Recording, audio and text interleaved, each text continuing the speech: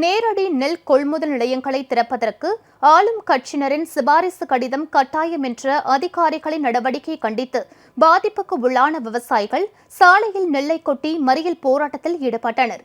திருவாரூர் மாவட்டத்தில் நடப்பு சம்பா மற்றும் தாளடி பருவத்தில் சுமார் 3,70,000 ஏக்கர் பரப்பில் நெல் சாகுபடி மேற்கொள்ளப்பட்டு முழுவீச்சில் அறுவடை பணிகள் நடைபெற்று வருகின்றன.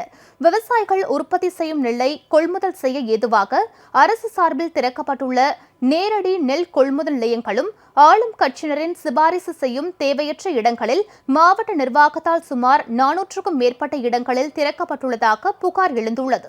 ஆளும் கட்சியினரின் கட்டுப்பாட்டில் செயல்படும் இத்தகைய அரசு நேரடி நெல் கொள்முதல் நிலையங்கள் மூலம் நாள்தோறும் பல லட்சம் ரூபாய் ஊழல் நடைபெற்று வருவதாக விவசாயிகள் தெரிவிக்கின்றனர்.